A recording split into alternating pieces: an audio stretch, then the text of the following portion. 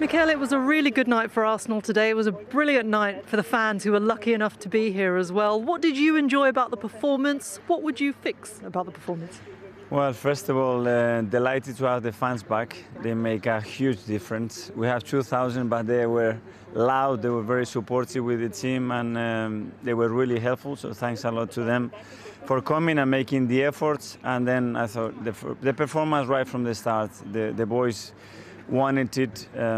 They were hurt for the defeat in the previous game, and they showed the attitude and the desire that is required to play. And then we were really aggressive with the ball. We wanted to put the ball in the box. We arrived with numbers. We created many chances. And now we have another one on Sunday. I mean, now you've got this momentum from this victory. Why has it been difficult to sort of replicate that sort of aggressive performance and confident performance in the Premier League? I think the aggressiveness is still always there. I think the margins in the Premier League, they are much smaller. So the moment you make a mistake, which we made in the first half, you pay the price big time. And then we haven't been as efficient in the final third and probably as ruthless in front of goal as we've been in the Europa League.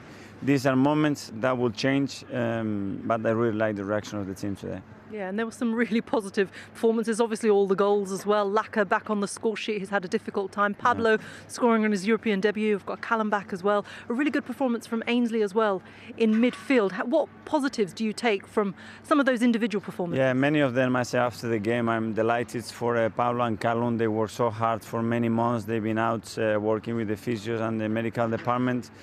Glad to have them back after such a long time. They felt really good. So another 2 numbers to add to the squad to help. With Laka, great to have him in the score sheet, and some really good performance individually as well. And great to see some young boys on the pitch as well.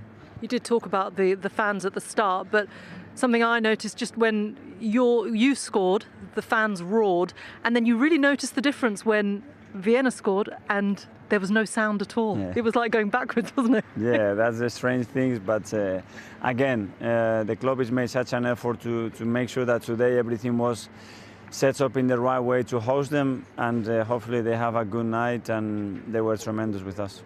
I know you always have decisions to make every week. Are there any players today who have managed to kind of force their way into your thinking for the starting 11 for the North London derby? I think we've seen that in the past, that a lot of players that played on Thursday play against on Sunday, and they're having some really good and strong performances in the Europa League. So we'll see what's the best team to face Spurs now. Looking forward to that one? Absolutely, always? Yes. Thank you, Mikel. Thank you. Thank you. I bet he is. Look, a great night. 4 goals, 2,000 fans back in here. Wonderful. If in a few days' time they go and lose their 6th Premier League game of the season, the tone changes very quickly once again. They're not judged on games like this. They're judged on games like Sunday. 100%. That's what it's all about. Arteta knows when you come to manage a club of this enormity, when it comes around to the Tottenham game, you've got to win that game or get something from it. They've lost 5 games, Jake, this season from 10. I know the fixtures have not been kind to them at the start of the season, but now it's a difficult moment. And I think that's what we're going to see, what the team is made of and what the manager's made of. He's in a difficult situation. We know that Spurs now are the favourites, big favourites going into this. Only lost 1 game this season. It was the first game of the season. And Mourinho's really got his team nice and settled, playing for results. Well, Arsenal need to get one at the weekend and then build from there. And it's all about the manager making the decision now. They put their performance on. They did their talking on the pitch. He needs to select the 11 that he can trust and take them into is a massive game for both clubs, really. There'll be a bunch of changes again because that's what happens from Europa League to Premier League. I just wonder whether we kind of overstate it in TV land. We talk about, they'll take the momentum from this into Sunday. Is that something that will genuinely happen, or with the number of changes, is that not really a reality? Well, they haven't been taking it into the Premier League, have they? No. Let's be honest. They've smashed teams in this competition, and then not replicated that in the Premier League games. I mean, that wasn't great reading. Let's be honest. The Premier League hasn't been good enough for Arsenal this season. They've been fantastic in this competition, but what's been in front of them hasn't been good enough. So, it's a big game. I think this will soon be forgotten, I think, if they go and lose the North London derby, having been in a bad run of form in the Premier League. I don't want it to be all doom and gloom because we've got fans back and Arsenal look very, very good tonight. But what they need to do is start replicating this form in the Premier League. And I think the challenge will be for Arsenal at the weekend, as Chelsea found, that they're going to who had lots of possession. It's how do you unlock the door? Where do you find a way through between the lines? What system do you put in? He'd have had a good look at what Chelsea did last week, couldn't find a way through this really strong resistance from this Spurs team. Can they do that? And I think perhaps the system he played tonight has got a better chance of achieving that, rather than the 5.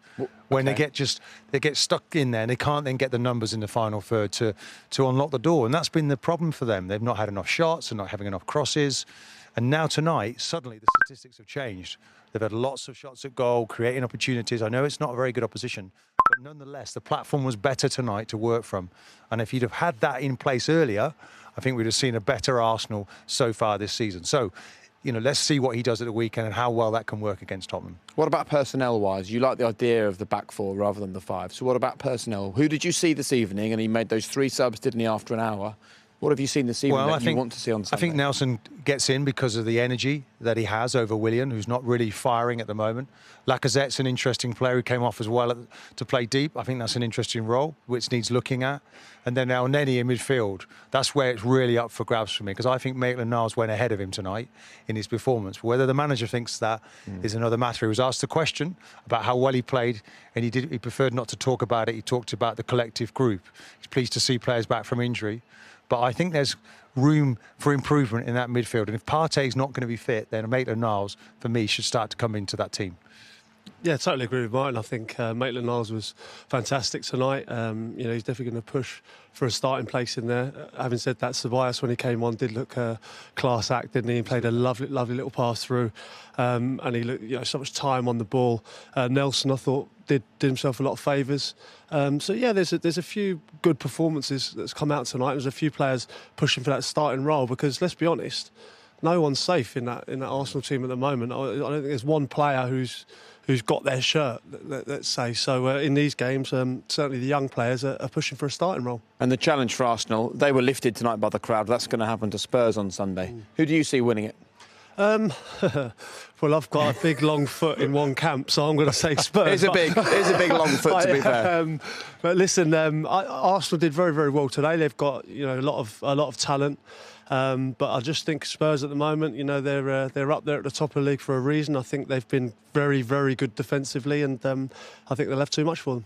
Well, where I'm going for. I'm always going to go for Arsenal. For sure. And, and why not?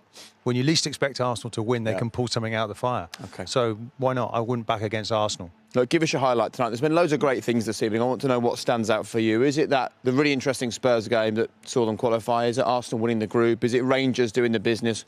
Or was it the pie and the Bovril? Oh, that's a big question. I love the pie and the Bovril, but Stevie's doing a great job at Rangers. There you go. Do you know what? That's the joy, though. Fans back means that catering is back, which means pies are back and Bovril's back. Guys, thank you very much. Really enjoyed this evening and really enjoyed being with you. Thank you.